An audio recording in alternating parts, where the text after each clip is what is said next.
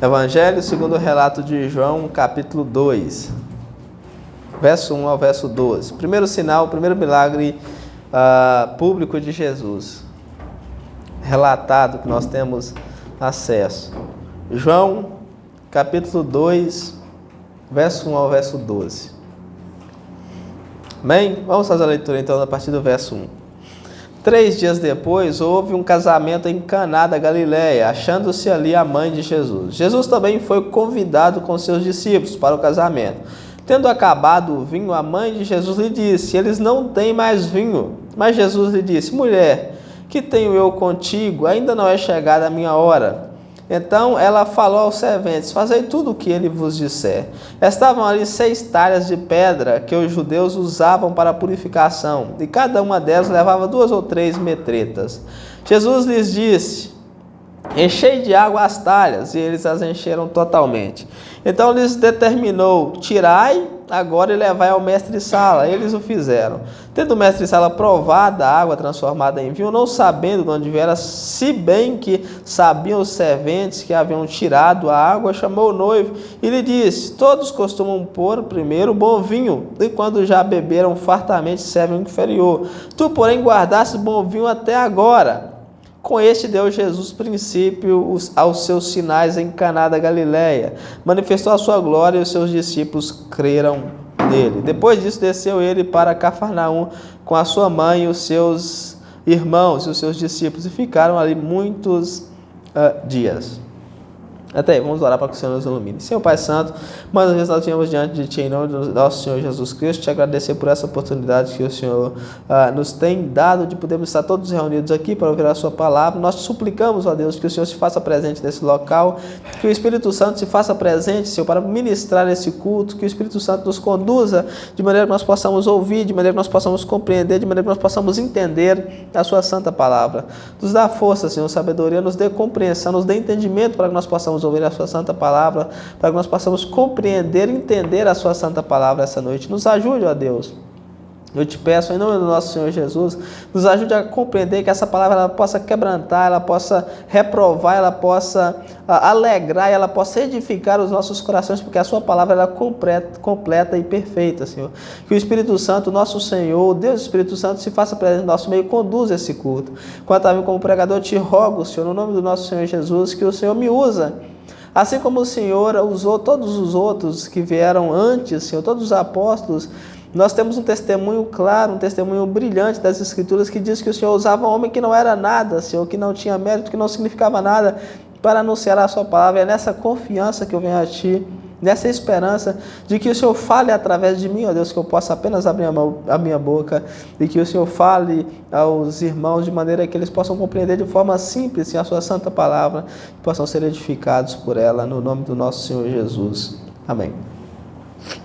Nós estamos dando continuidade à nossa série, como eu já disse, de estudos no Evangelho segundo o relato de João, onde nós estamos estudando acerca da glória e da majestade do nosso Senhor Jesus Cristo. João aqui ele foca em demonstrar que Jesus também é Deus. Jesus é Deus. Como nós já vimos, João ele escreve esse Evangelho com o objetivo de que o máximo de pessoas que viessem ler esse evangelho pudessem ver que Jesus era o Cristo, crer e serem salvos. Ou seja, o objetivo de João é totalmente evangelizar. O objetivo do evangelista é salvar o máximo de pessoas pela pregação do evangelho. E João, ele tanto pregava quanto ele deixou escrito o seu relato.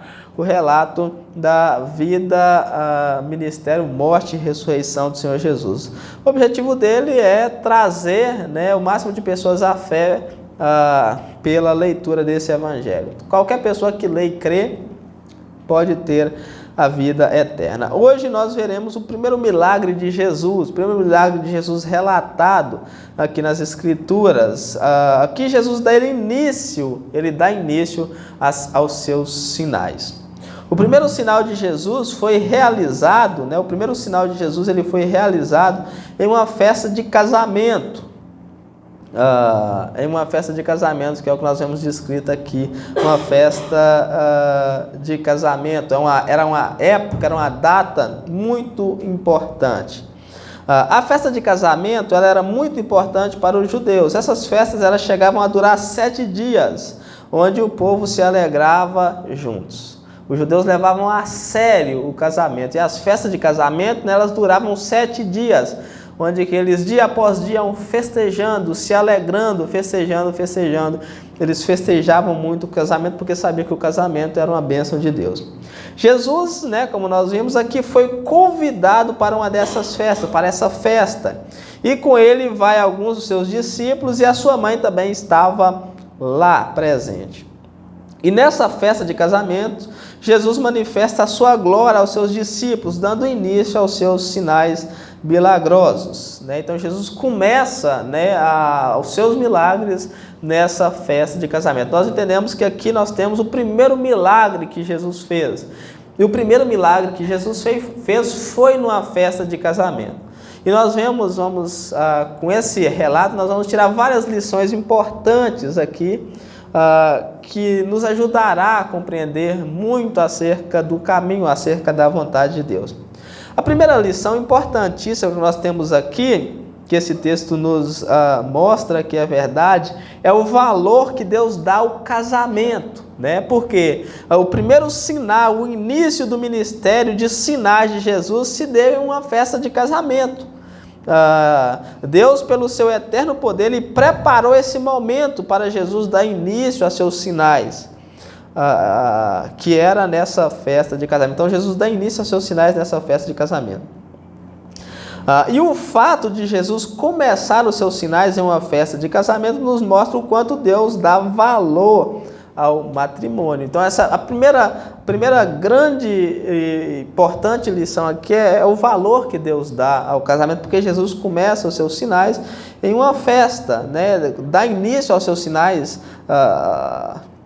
em uma festa. Diz aí, 3 dias depois, verso 1, capítulo 2, verso 1, 3 dias depois houve um casamento em Caná da Galileia, achando-se ali a mãe de Jesus. Alguns estudiosos acreditam que Maria, ela estava ajudando nessa festa.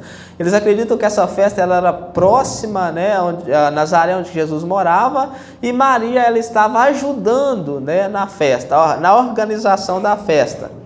Jesus também foi convidado para essa festa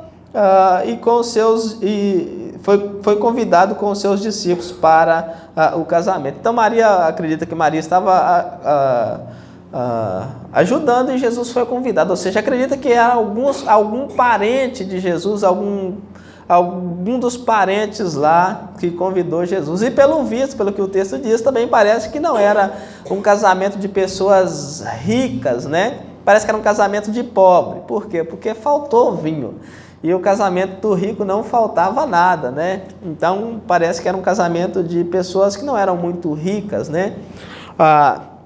Porque veio faltar vinho. Mas o importante aqui é o casamento, A importância que Deus dá ao casamento pelo fato de Jesus, ter iniciado os seus sinais em uma festa de casamento. Por que isso é importante? Porque nós vivemos em uma sociedade, em uma época, onde que o casamento ele é totalmente desprezado pelas pessoas. As pessoas desprezam o casamento. Hoje ninguém quer casar, As pessoas não querem casar para quê, É tão mais fácil amigar, juntar, que nós podemos viver sem responsabilidade alguma, sem qualquer tipo de papel, e depois, se não dá certo, a gente se separa. É muito mais fácil, Mas de acordo com a vontade de Deus, isso é prostituição, Isso não existe. As pessoas elas não dão valor. Nós vivemos numa sociedade que não dá valor ao casamento. O casamento ele é totalmente desprezado para as pessoas. As pessoas consideram o casamento nessa época que nós vemos como algo ultrapassado, Algo antiquado, algo ultrapassado. E nós vemos tantos famosos, que desprezam o casamento, que se casam tantas vezes, se separam. Acha bonito casar, se separar. Tem uns que se gloriam de já casei 7 vezes. Então nós vivemos uma sociedade que não dá o mínimo de valor ao casamento. Não dá o mínimo de valor ao casamento. Esse texto ele nos mostra que o casamento ele é importante para Deus. Deus dá a maior importância para o casamento. Por quê? Porque o casamento foi a primeira instituição criada por Deus. Antes da igreja, Deus criou o casamento. Deus instituiu o casamento. Deus ordenou o casamento. Isso está em Gênesis 2. Deus, depois que ele cria o homem e a mulher, né, ele diz, né, e deixará o homem, o pai e a mãe, e unir-se a sua mulher. E os dois serão uma só casa, ou seja, uma só carne. Então Deus ali está casando Adão e Eva. Adão e Eva foi casado. E não foi por qualquer pessoa, foi pelo próprio Deus que casou Adão e Eva. Então Deus dá valor ao casamento. O casamento ele é tão importante que o próprio Senhor Jesus diz, né, o que Deus uniu, não se separe o homem. O que Deus uniu, não se separe o homem. Ou seja, o homem não tem a autoridade para separar o que Deus uniu. Né? Nós vemos que os judeus vão argumentar, mas e o divórcio? Jesus falou que o divórcio foi permitido por Deus por causa da dureza do seu coração, mas essa não é a vontade de Deus. A vontade de Deus é que o casamento não se dilua, que o casamento não se acabe. Para nós que somos cristãos, o casamento ele é extremamente importante, ele é algo santo e que deve ser respeitado. Só que para que uma pessoa adquira esses laços, né, o laço do matrimônio, ela precisa estar de acordo com a vontade de Deus, né? Ela precisa ser uma pessoa responsável, não é qualquer um que pode sair casando, né? A pessoa ela precisa estar de acordo com um padrão bíblico, né? O cristão ele não pode ter relacionamento com qualquer pessoa. A Bíblia fala que não há comunhão entre o santo e o profano, entre Cristo e o diabo, entre o crente e o descrente. É nessas palavras que Paulo usa para se referir ao casamento. Como que um crente pode se unir com o descrente? É da mesma maneira que Cristo não tem relação alguma com o diabo, ou o templo de Deus com o templo dos ídolos. Assim também o cristão ele não pode ter relacionamento com os ímpios. O que é que nós entendemos então que a Escritura nos diz? A Escritura nos diz que para que nós possamos entrar nesse laço, né, para que nós possamos ter esse laço de matrimônio, primeiro nós precisamos orar. Né? Para que uma pessoa venha casar-se, primeiro ela precisa orar. Para que Deus arrume um marido ou uma esposa que seja da vontade de Deus, né? Primeiro a pessoa precisa orar, e depois que Deus arrumar, a pessoa que tem essa arrumada, ela vai conversar, né? Primeiro tomar a opinião dos pais de uma pessoa mais velha, né? Conversar com o pessoal da igreja, com os irmãos, para ver se aquilo não é algo que está indo pela própria vontade do coração. A pessoa também ela precisa, né, ter... igual no caso do homem, ele precisa ter condição de sustentar uma esposa, né? Ele precisa ter uma casa, ele precisa ter um emprego, precisa ter um serviço. Como é que a pessoa vai casar e vai colocar a mulher aonde? Vai casar e não vai ter condição de sustentar a mulher. E a mulher também, ela precisa ter a mentalidade de mulher, né? Ela precisa saber cuidar da casa, ela precisa saber lavar roupa, passar, ela precisa saber trabalhar, ela precisa ter responsabilidades também. Então o casamento ele é algo extremamente sério, né, que nós devemos tomar muito cuidado. O que está acontecendo hoje em dia? As pessoas elas procuram, né, o seu próprio parceiro, a sua própria parceira, vai lá e toma as suas próprias decisões, deixa Deus de fora e depois vai para a igreja para Deus abençoar aquilo. Né? Eu vou caçar pela minha própria vontade, eu vou caçar meu namorado, minha namorada, vou casar, vou namorar, vou fazer isso, aquilo. E quando não começa a dar certo, a pessoa corre para a igreja para ver se Deus abençoa aquilo. Deus não tem nada a ver porque você não colocou nas mãos de Deus em primeiro lugar. Então o casamento ele é sério e nós precisamos levar o casamento a sério. Há responsabilidades antes do casamento e durante o casamento, porque o casamento é algo que dura para sempre. Depois, antes do casamento tem responsabilidade, depois, durante o casamento, tem mais responsabilidades ainda, né? Porque já serão duas pessoas. Então, o primeiro ponto que nós vemos aqui é acerca do casamento, a importância que Deus dá ao casamento. Não existe essa questão de morar junto, não existe isso na Bíblia. Um cristão jamais, presta atenção, um cristão jamais pode morar junto, né? Não existe isso, só mora junto depois que casar, né? Porque qualquer ato, qualquer relação que o cristão tiver fora do casamento é considerado por Deus como prostituição, um dos pecados mais abomináveis que Deus considera. Qualquer forma de aliviar a tensão sexual fora do casamento é prostituição. Deus abomina tal coisa. Então só há o casamento que é muito respeitado, que é santo para nós. Segundo ponto que nós vemos aqui, segunda grande verdade aqui, é a quem nós devemos recorrer nos momentos difíceis. Está aí no verso 3, diz assim, tendo acabado o vinho, a mãe de Jesus lhe disse, eles não têm mais vinho. O vinho havia acabado e o noivo poderia ser mal falado por falta de vinho. Naquela época, o noivo que deixava o vinho acabar, né, ele era mal falado. As pessoas viam ele com maus olhos, porque ele não tinha capacidade de fazer uma festa, né? Porém, em momentos difíceis, que é esse momento, né, que havia acabado o vinho na festa, Maria, ela sabia muito bem a quem recorrer. No momento que acabou o vinho, Maria foi, ela sabia a quem recorrer. Ela diz, eles não têm mais vinho. Essa palavra ela seria extremamente importante para aquela ocasião, pois resolveria toda aquela situação. Se Maria não tivesse recorrido, né, a Cristo naquele momento, a festa poderia acabar com um desastre, né? O vinho acabando, a festa seria um desastre. Porém, Maria, ela sabia muito bem a quem recorrer em momentos difíceis. Isso nos ensina uma lição extremamente importante, a quem nós recorreremos, né, nos momentos difíceis. E nós passamos por tantos momentos difíceis na nossa vida, né, e nesses momentos, a quem nós devemos recorrer? Aqui nós aprendemos que Jesus é o único que pode nos socorrer em momentos difíceis da nossa vida. Nós precisamos ir a Ele e dizer, Senhor, assim como Maria, né? Maria foi a Ele e disse, Senhor, acabou o vinho. Nós precisamos ir a Ele e dizer, me ajuda nessa situação. Como, por exemplo, no momento da tentação, a quem você recorre? Quando você está sendo tentado a pecar, a quem você recorre? Quando você está sendo tentado a mentir, a quem você recorre? A quem você grita? A quem você clama? A quem você ora no momento da tentação? No momento da raiva, no momento da ira, a quem você recorre? Porque se você recorrer à pessoa errada, você vai pecar. Se você recorrer à pessoa errada, você vai pecar. Quando há problema no casamento, a quem você recorre? Quando o casamento não está indo muito bem, a quem você recorre?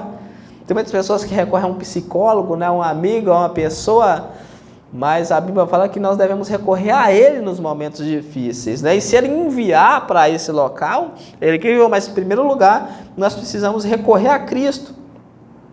Quando há necessidade de pão, né? Quando há a necessidade do pão cotidiano, a quem você se recorre? Né? Você vai correr ao vizinho ali, me dá um pedaço de pão, ou você vai recorrer primeiro a Cristo? Em oração, Senhor, tem misericórdia de nós. O Senhor disse que nós deveríamos pedir o pão de cada dia, então dai-nos o pão de cada dia. Quando a tristeza bate, a quem você recorre? Quando vem aquela tristeza, como que nem Davi falava, laços de mortes me secaram e angústias do inferno se apoderaram de mim. Quando essas angústias do inferno, quando essa tristeza bate, a quem você recorre? Né? Tem muitas pessoas que recorrem ao celular, ao entretenimento, à televisão, né? As pegadinhas para poder rir, para tentar aliviar um pouco a tristeza. E nós vemos que por um momento pode ser que alivia, mas depois ela volta, porque não recorre à pessoa certa. Né? O vinho acabou, eu vou recorrer a quem? Eu vou caçar no mercado para comprar 600 litros de vinho nesse momento? Não dá, né? No momento difícil, no momento como esse, nós temos alguém. Se Maria não tivesse alguém que poderia ajudar ali, ela poderia correr no mercado ou caçar alguém, mas ela tinha Cristo ali.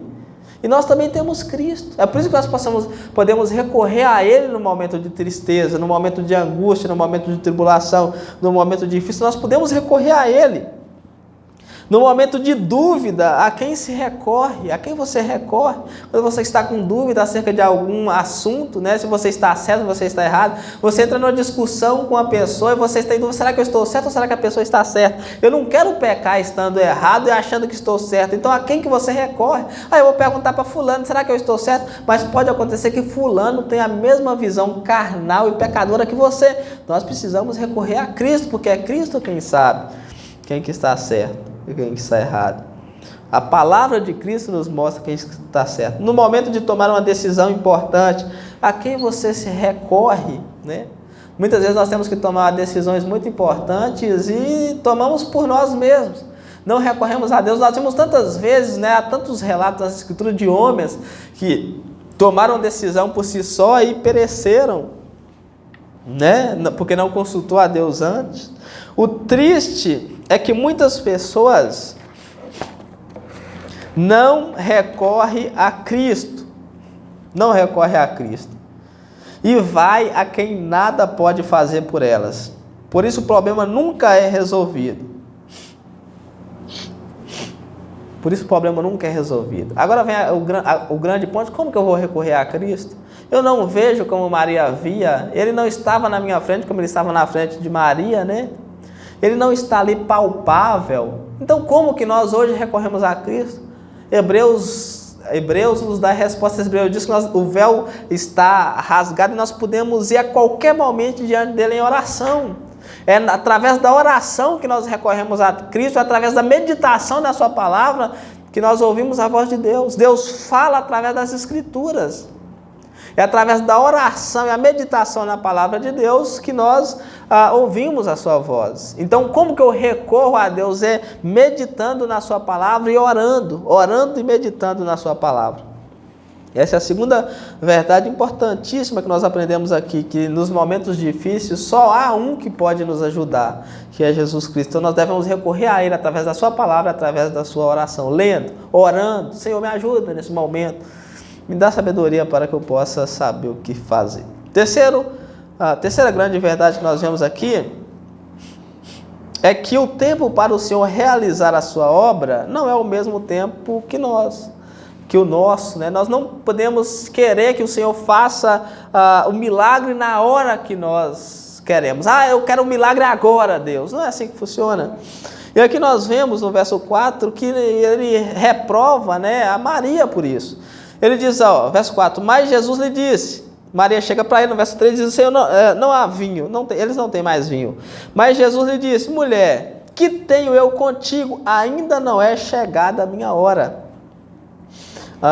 Aqui Jesus ele faz uma leve reprovação à sua mãe e diz que a sua hora ainda não era chegada. Por que Jesus fez isso?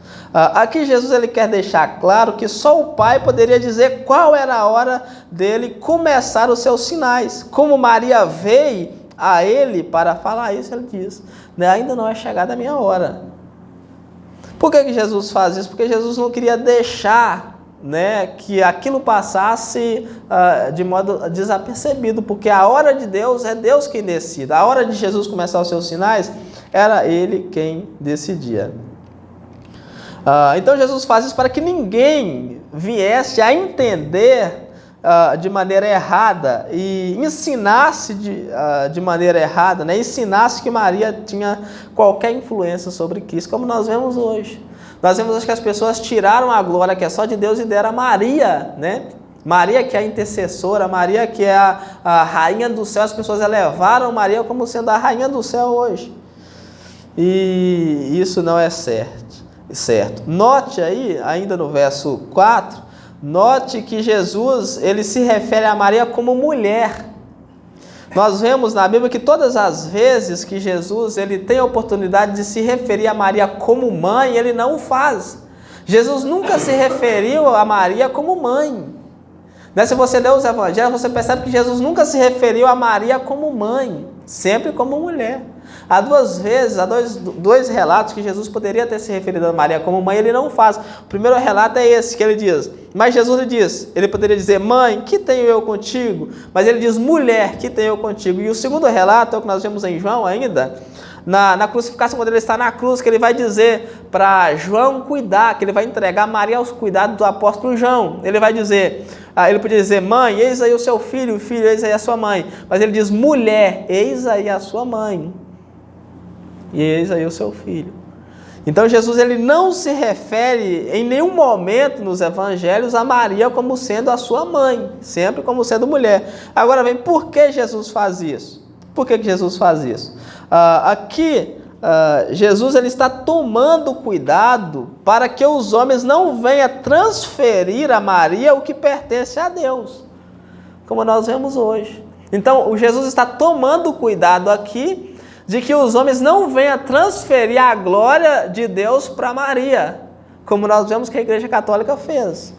A Igreja Católica Romana, ela transferiu a glória de Deus para Maria. Maria é adorada, Maria é louvada, Maria é exaltada como a rainha do céu, Maria é exaltada como a padroeira do Brasil, como a madroeira.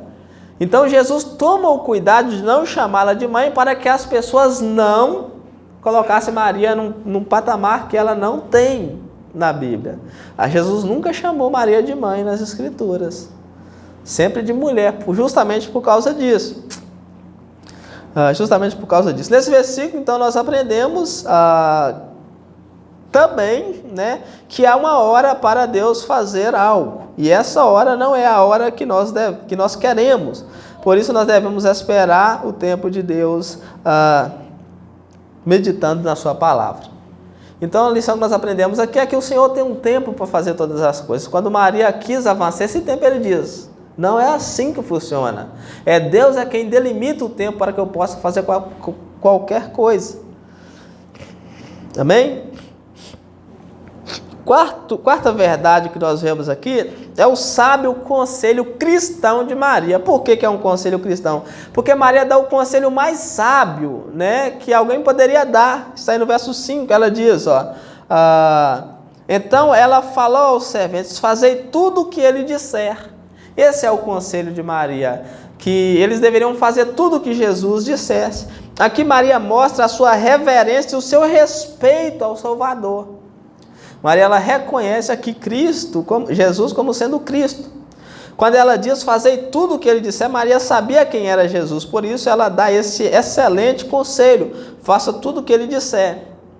E esse é um conselho que nós também tomamos, né? A nossa vida está em fazer o que Jesus diz. A nossa vida está em crer naquilo que Jesus diz. Esse é o melhor conselho. Nós só teremos vida eterna se nós fazermos e cremos naquilo que ele fez por nós. Viver aquilo que ele fez por nós. Quinta verdade que nós aprendemos nesse texto é que nós não devemos questionar a vontade do Senhor e sim obedecê-la, pois ela é a melhor para nós. Do verso 6 ao verso 10, nós vemos que Jesus ele dá uma ordem aos serventes. Encha as talhas de águas. Os serventes eles poderiam questioná-lo, né? Já tem muita água aqui. Para que o Senhor quer mais água? Porém, eles não fizeram. Eles foi e fez. Eles foram fazer o que Jesus havia mandado. Então, aí aconteceu o milagre. Nós vemos aí do verso 6. Estavam ali 6 talhas de pedra.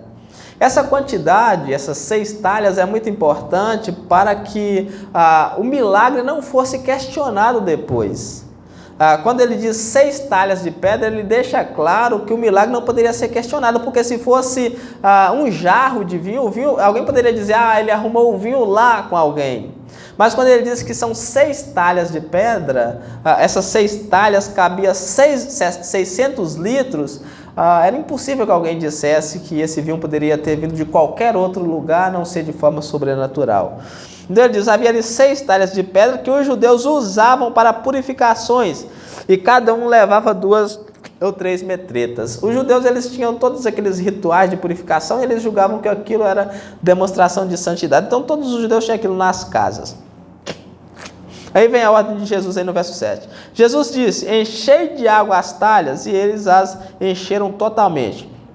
Então lhes determinou: tirai agora e levai ao mestre-sala. O mestre-sala era o que organizava a festa. Eles o fizeram. Tendo o mestre-sala provado a água transformada em vinho, não sabendo de onde viera, se bem que eu sabia o servente que havia tirado a água, chamou o noivo e lhe disse: todos costumam pôr em primeiro o bom vinho, e quando já beberam fartamente, servem o inferior. Tu, porém, guardaste o bom vinho até agora. Então, pelo fato, aí deles não terem questionado a ordem de Jesus, nós vemos que o milagre aconteceu.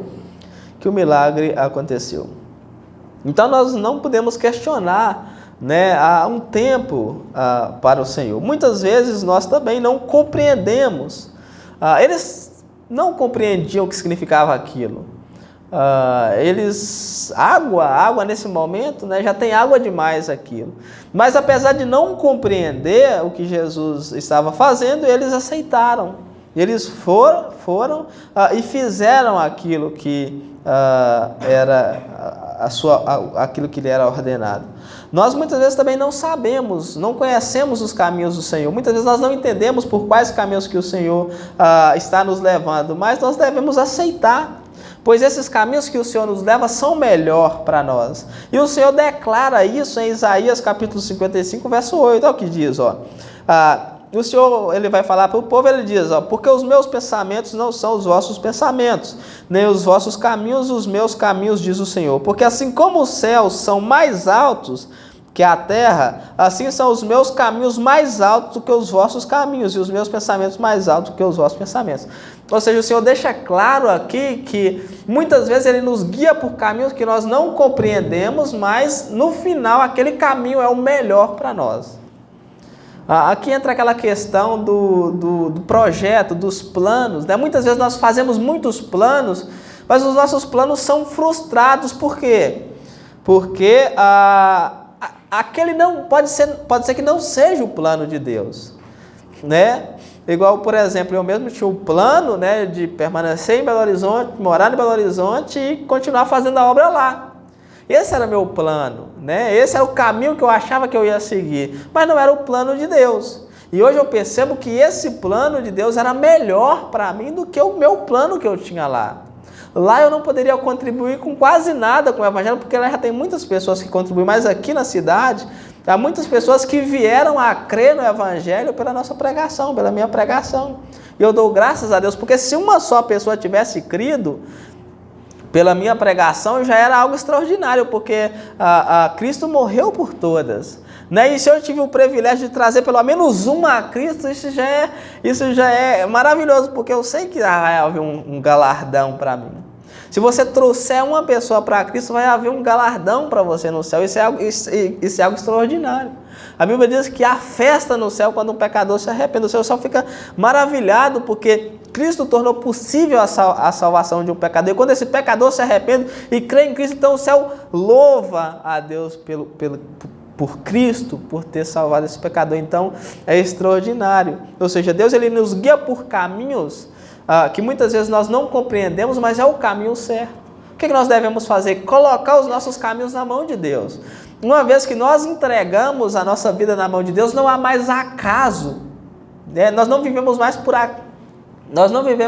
acaso. Deus ele guia todos os nossos caminhos para um fim.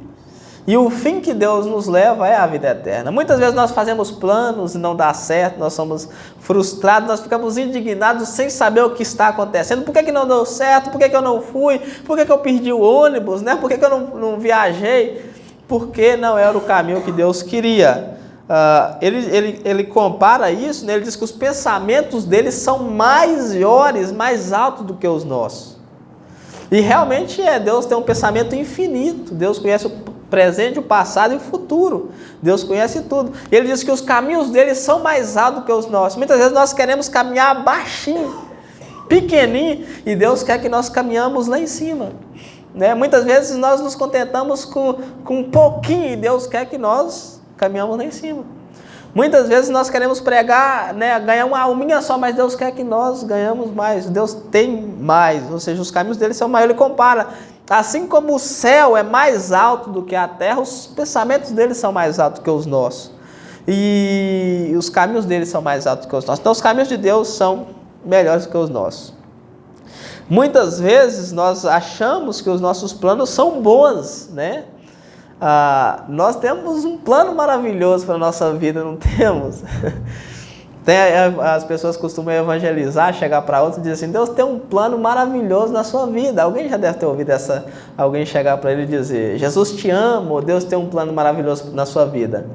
Mas a verdade é que todos nós temos um plano maravilhoso para a nossa própria vida, né? Muitas vezes nós fazemos esse plano maravilhoso para nós, porém, o plano maravilhoso é o plano de Deus. E uma vez que nós aceitamos Ele, uma vez que nós colocamos a nossa vida nas suas mãos, Ele nos guiará pelos seus caminhos e não pelos caminhos que nós queremos.